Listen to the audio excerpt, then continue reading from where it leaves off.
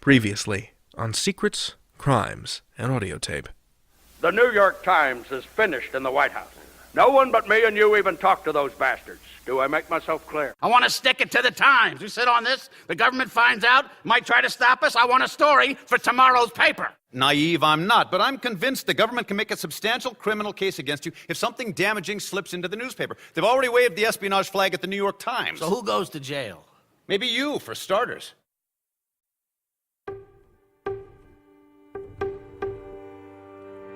From Wondery, this is Secrets, Crimes, and Audiotape.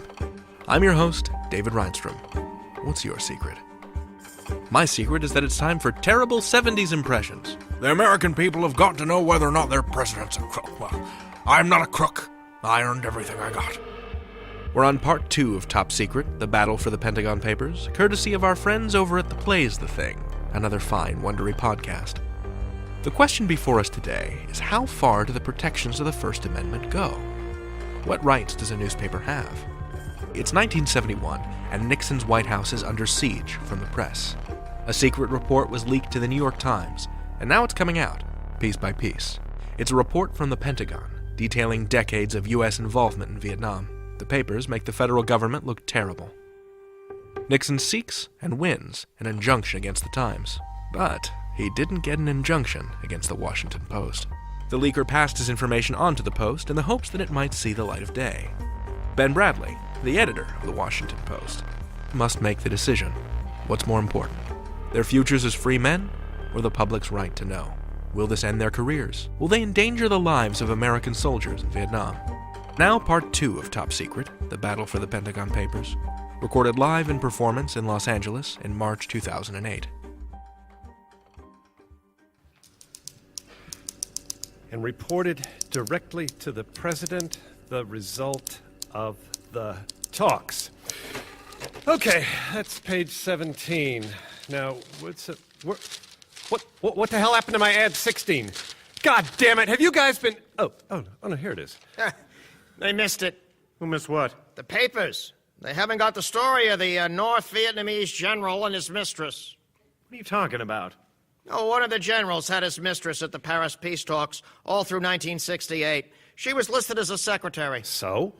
So? He jilted her, she got mad and defected. The CIA debriefed her for 80 hours straight. Yeah, what'd they get? Not much. This particular secretary could neither read nor write. Jesus Christ, can you guys get serious? We're damn close to deadline. I've still got at least 3 more pages. Relax, Chow. In a few hours, you'll be famous.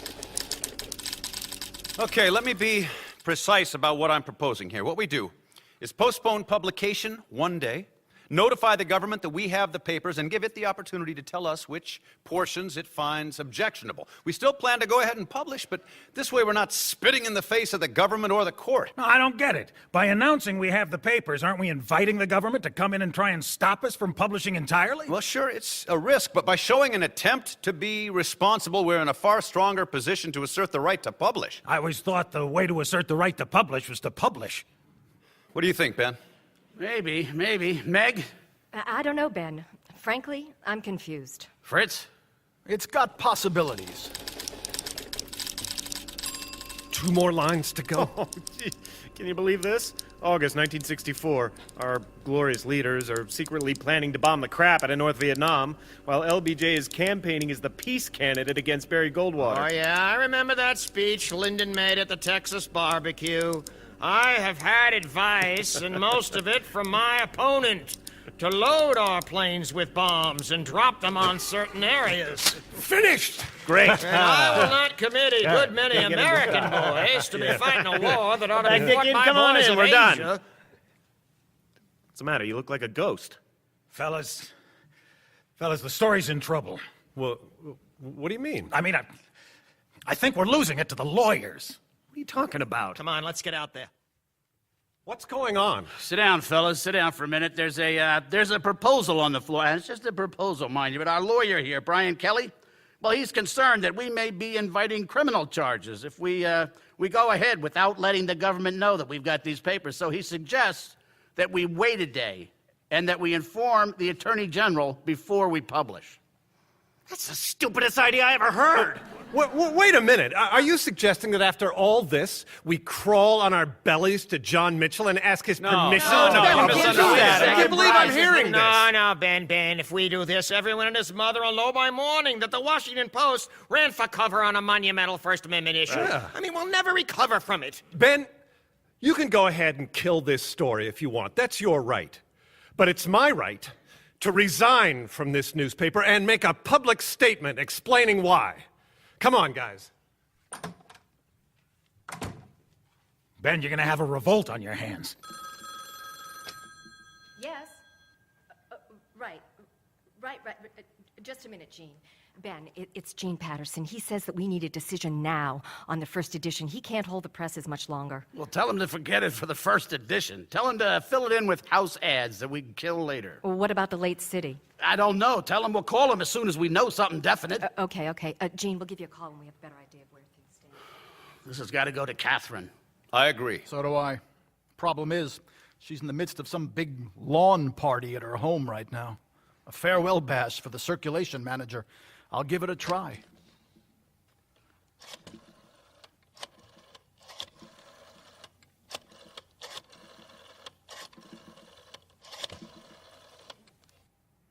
Yes, Mrs. Graham, please. Fritz Beebe calling. Yes, I know. Tell her it's urgent. No, please do not wait. This is urgent. She's right in the middle of her speech to Harry Gladstein. Hello? Kay, I'm sorry for the interruption. I'm afraid we're at a stalemate on this matter we've been dealing with.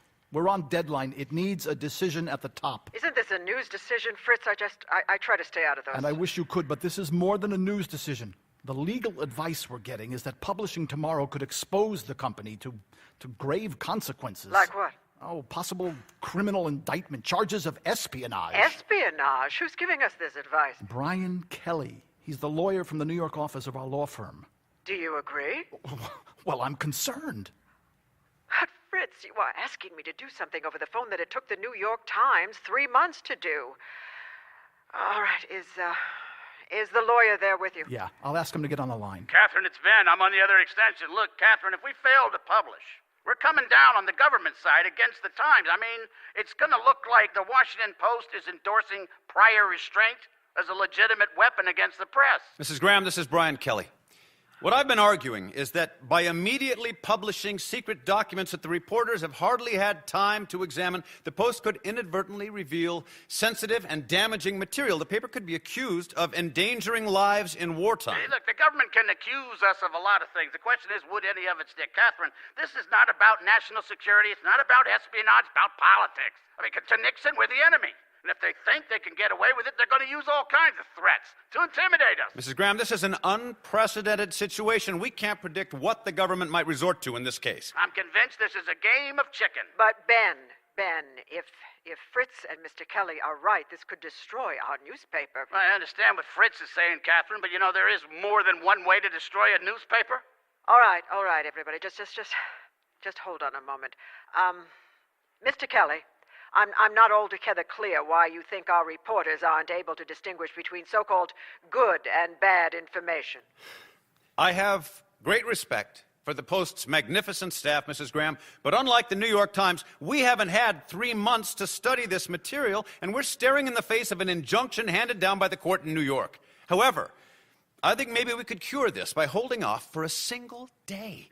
A day in which we let the government know that we've got the papers. Is that what's being proposed? Brian is suggesting we give the government a chance to tell us what sections of the papers they consider most sensitive. Look, Chow, Murray, George, they've been through this stuff. They agree there is nothing in it that threatens the security of the nation. I'll stake my reputation on it. Mrs. Graham, I'm sure Fritz Beebe can tell you better than I that there's a lot more than reputation at stake here. Yeah, and I'll tell you this. If the Post caves on this issue, Catherine, you're going to lose some of your top reporters, maybe an editor or two.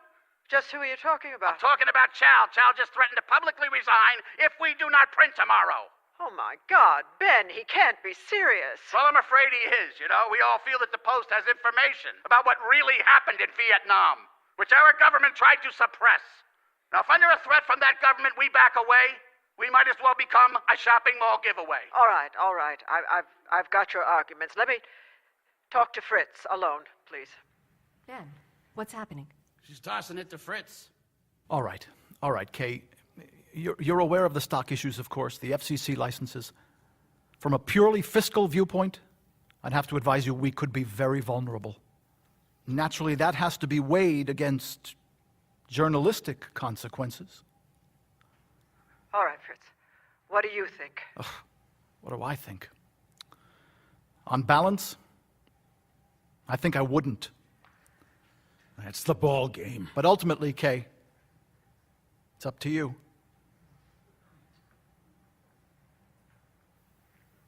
Go ahead. Go ahead. Let's go. Let's publish. All right. Thanks, Kay. Good night. We publish! Here's the finish. Thanks, Hal. Bags, get that down to the paper as quick as you can. Still time to make the late city edition. I'll drive you down. I can't say I'm sorry it turned out this way, Ben. Boy, that Lady Graham is a gutsy broad. I gotta give her that. And she has got a big fight on her hands. I'll be at the Hay Adams if you need me. Ben, we are diving blindfolded into a pool of sharks. But I want you to know we're going to give it our all. Now, we know for sure the government's going to haul us into court on a civil injunction just like the Times. If we can win big there, I don't think we have to worry about criminal charges, but it's a big if. Hey, George. Yeah, Chief. Yeah, Mr. Kelly here, he seems to think that we're going to get socked with court action for blowing defense secrets. That's your specialty, and I want you to give him a hand. Great. When do we start? Right now. Gives us a few hours before the Post hits the streets and the Shinola hits the fan. Direct from our newsroom in New York, this is the CBS Evening News with Walter Cronkite. Good evening. The dispute between the government and the press over publication of secret Pentagon documents on the Vietnam War has spread to a second newspaper. The Justice Department late today asked for a federal court order to stop the Washington Post from printing any more information from the documents. Earlier today, the Post had declined a request from the Justice Department that it voluntarily stop publication.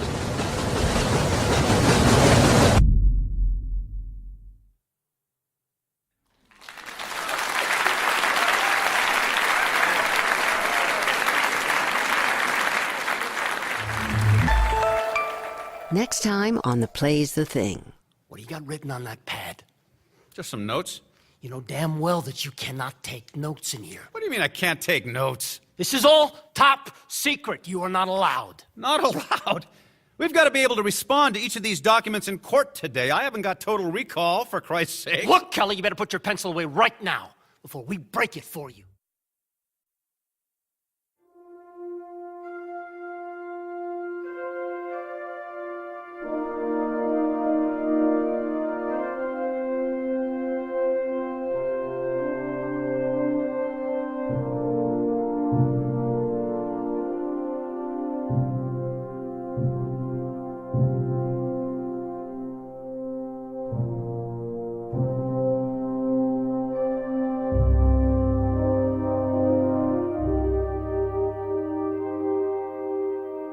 When Ben and Fritz called in the middle of my farewell toast to Harry, I was surrounded by dozens of our best Post employees.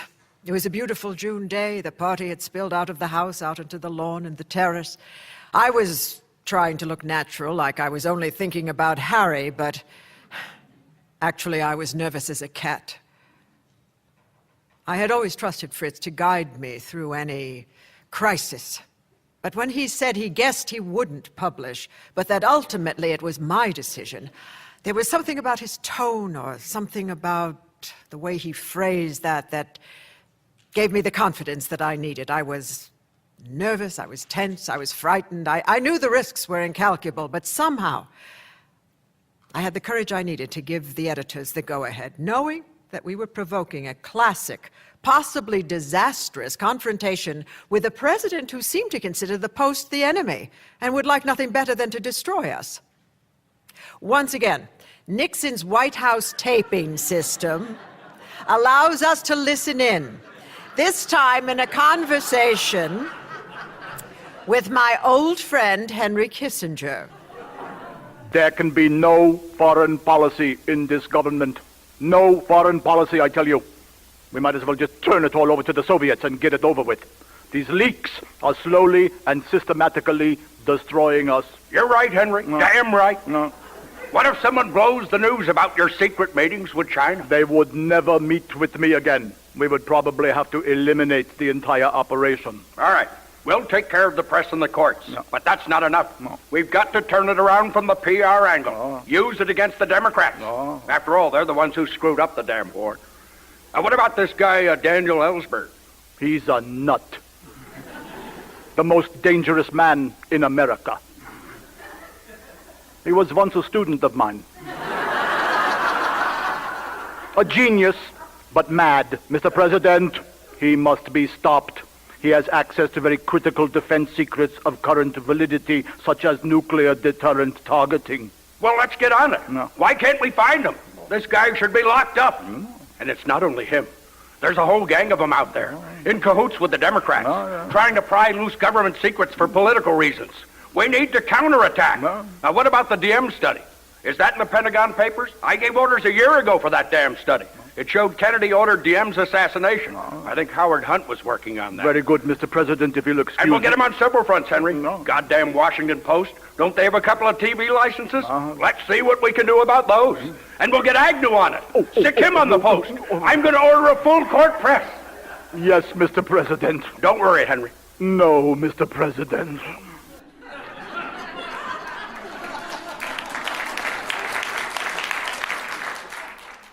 The judge who was assigned to our case ordered the government to come up with a list of the most dangerous secrets in the Pentagon papers. National security experts prepared several sworn statements, but then the administration refused to let the Post or our lawyers see any of them.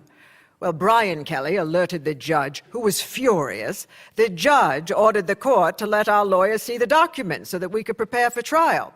Reluctantly, they agreed to let Brian Kelly, accompanied by George Wilson, into this cramped little conference room in the Justice Department, where they went over the affidavits at a small wooden table while a military sentry kept watch. It was very early Monday morning, June 21st, at about 1:50 a.m. Wilson left the room for a few minutes, and Kelly tried to strike up a conversation with a sergeant who was standing guard. Young man. Sergeant. It's nearly 2 a.m. Can't you relax? Take a seat. At least go at ease. Thank you, sir, but no, sir. I'm being relieved in 10 minutes, sir. Look, I know you're sworn to protect the sanctity of these so-called secret documents with your life, but if we try to run off with them, you can just as easily shoot us from a sitting position. Sorry, sir. Assistant Attorney General Mardian's order, sir. He says this is a maximum security situation, sir. Like a night watch back in Nam. You must be joking. No, of course you're not. You been over there? 27 months, sir. Re-upped for a second tour. Brave lad. I was in the Pacific Theater myself, World War II, of course, Marines. But my son, he's part of the Make Love, Not War Brigade. Yes, sir. Jesus, they even followed me into the men's room. Really? They spot the microfilm camera taped to your balls? Only kidding, Sergeant. You know, I hate to say it, George, but the more documents I look at, the more scared I get. My guess is the government wins this thing if they can show the court that any document in this pile will endanger our national security. Now, you're the military expert. How do we deal with this one? What's in it? It's about a Canadian diplomat who's posing as a neutral member of the International Control Commission while actually serving as our agent. I wouldn't want to be in his shoes when we blow his cover. I could swear that I've heard about this guy before. Maybe it's in someone's memoirs. Well, you got less than 6 hours to find out and to prove that each of these other documents is either innocuous or already public. Remember, we've got to convince Judge Martin Peel that the Founding Fathers would have allowed us to print a bunch of top secret and possibly even stolen documents. Oh, crap, here comes Mardian. What the hell do you guys think that you're doing? Mr. Mardian, we were just going over... Not you, Wilson. Kelly, what do you got written on that pad? Just some notes. You know damn well that you cannot take notes in here. What do you mean I can't take notes? This is all top secret. You are not allowed. Not allowed? We've got to be able to respond to each of these documents in court today. I haven't got total recall, for Christ's sake. Look, Kelly, you better put your pencil away right now before we break it for you. You want to break a pencil? I'll break a pencil. Now, let me tell you something. I'm going to walk out of here with my notes in my hand. Now, I know damn well this young soldier here is going to try to stop me. I promise you, I'm going to put up one hell of a fight. And when I walk into the courtroom today all battered and bandaged, I'm going to tell the judge I got beat up on your orders. Hell with it. At ease, soldier. We'll squash him in court. Later that morning, Ben Bradley and I arrived at the courthouse together. We were surrounded by reporters shouting questions. Mrs. Graham, will you testify in there today? Mrs. Graham, is it true that the Post considered not publishing the papers? Mrs. Graham, are you prepared to go to jail to protect your principles? We're prepared to do whatever it takes to get the presses rolling again. Now, if you'll excuse us, please, we'll Okay, fellas. We'll have plenty to say after the hearing. Come on, man, give us something here. God, Ben, I was terrified. Why is it that my knees turn to rubber every time I see a microphone or a camera? No one worry about it, Kay. Your reputation is secure. In any case, I want you and Fritz to run interference for me with the press. I'm just going to stay in the background. Way back. All rise. The U.S. Court for the District of Columbia is now in session. The Honorable Martin Peel presiding. Civil action number 1235-71, the United States of America versus the Washington Post Company, et al. The court wishes at the beginning of these hearings to thank counsel for supplying several helpful documents. These affidavits from the Washington Post reporters and editors contend that government officials use the secrecy stamp for political purposes, and that secret documents are given to reporters by top officials on a regular basis. The government's affidavit identifies several documents that it says, if published, will injure the United States. That affidavit is stamped top secret. It will be discussed, but only in a special in-camera session after all the public testimony has been presented. That session will be closed to the press and public and will be classified top secret so that we can freely discuss the government's national security concerns. All right, Mr. Kelly, are your clients present in the courtroom? They are, Your Honor. Mrs. Catherine Graham, publisher of the Washington Post, Mr. Benjamin Bradley, executive editor of the Post, Mr. Frederick Beebe, chairman of the Washington Post Company, and the paper's eminent Defense Department correspondent, George Wilson, who will be joining me at the council table. All right, thank you, Mr. Kelly. Mr. Vanderhall, could you please introduce the gentleman at your table? Yes, Your Honor. The man sitting to my left is Robert Mardian, Assistant Attorney General for Internal Security. All right. Now, Mr. Vanderhall, as counsel for the government, you have the burden of proof. Are you ready to present your case? Yes, Your Honor. Your Honor, I move that this case be dismissed. In its case against the New York Times last week, the government predicted grave danger to national security if another word of the Pentagon papers got printed. Well, since then, the Post has printed several more excerpts, and the Republic still stands.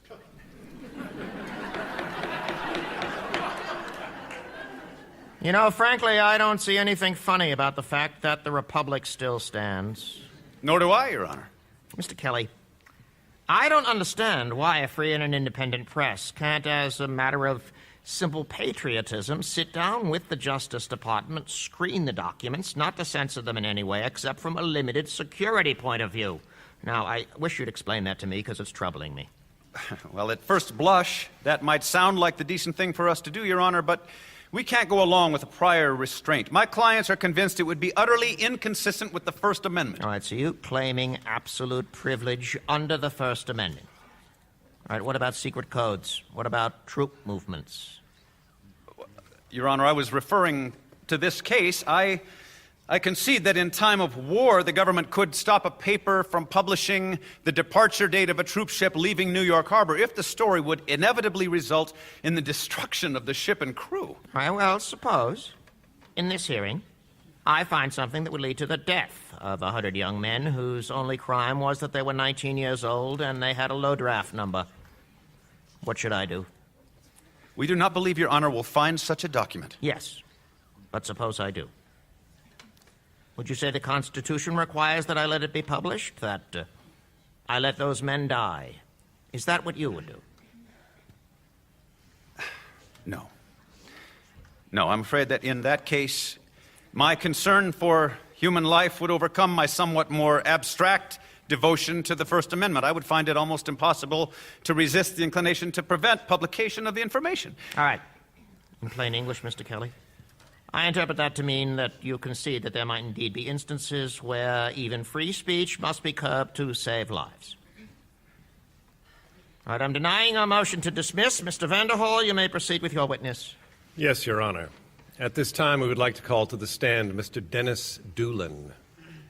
Do you swear or affirm to tell the truth, the whole truth, and nothing but the truth, so help you God? I do. Very well, Mr. Doolin. As Assistant Secretary of Defense for Security Affairs, did you have cause to examine the security classification of the Pentagon Papers study? Yes, I did. And what was that cause? Senator Fulbright, chairman of the Senate Foreign Relations Committee, asked for a copy of the entire study. After reviewing the 47 volumes, we determined that it was too sensitive to be transmitted outside the executive branch. So sensitive that it must be declared off-limits even to a distinguished U.S. senator? Yes. Well, what specifically was in those documents that led you to that conclusion? Candid messages between heads of state, eyes-only messages from ambassadors to the Secretary of State, and in some instances to the President. They dealt with operational plans, they dealt with troop movements, they revealed information about our codes and about our ability to break the codes of other countries. Thank you.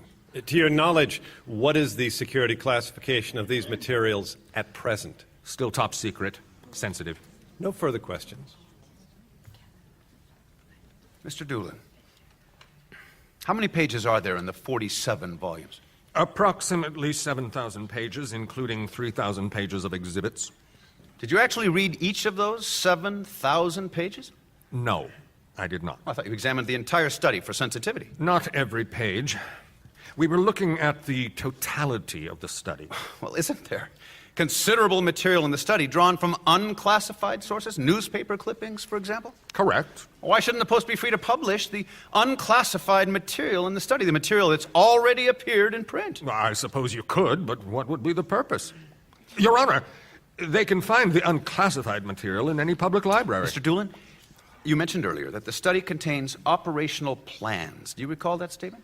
Correct. And you said it concerns the movement of troops. Yes. Were any of these current operation plans? They were.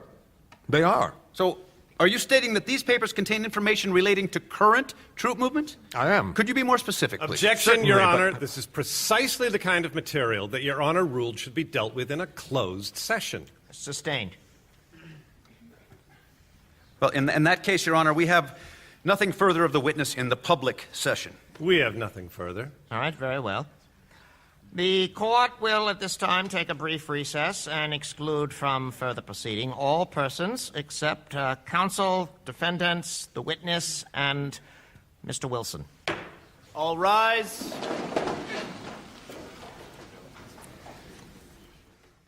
Ben, why in the world would Kelly admit that the government should ever be allowed to stop us from publishing? Whose side is he on? Damned if I know. Think he read the First Amendment on the plane ride down here.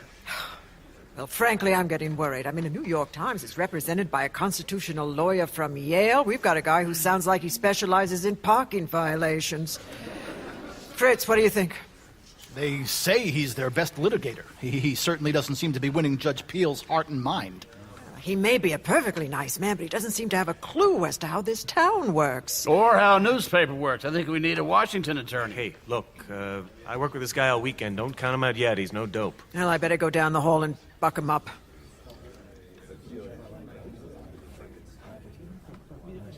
Hi, I'm Kay Graham. We're very pleased that you came down here to handle this for us. Fritz says you're the best litigator in the firm. Thank you, Mrs. Graham. That's very gracious. But tell me truthfully, Brian, how do you think it's going? I got a little uneasy when we decided to retreat so quickly on the First Amendment issue. I mean, I agree there are things a newspaper shouldn't publish, but don't you think the newspaper should be the one to make that decision? Mrs. Graham, we are not going to win this on the First Amendment. We've got to strip away the veneer of secrecy, the idea that these are a bunch of dangerous documents that belong in a spy novel. We've got to prove that those volumes just contain a bunch of papers that happen to be stamped top secret. Well, that's a rather narrow victory, isn't it? It's our best shot. As you said earlier, we want to get the presses rolling again, and you heard the judge, an absolute First Amendment stance won't have a chance. So what about the testimony about current troop movements? They scored some points on that, don't you think? Well, I got to admit, that was a surprise, but George and I have a few surprises of our own. I just hope to God it's enough to keep the Post publishing and its editors out of jail.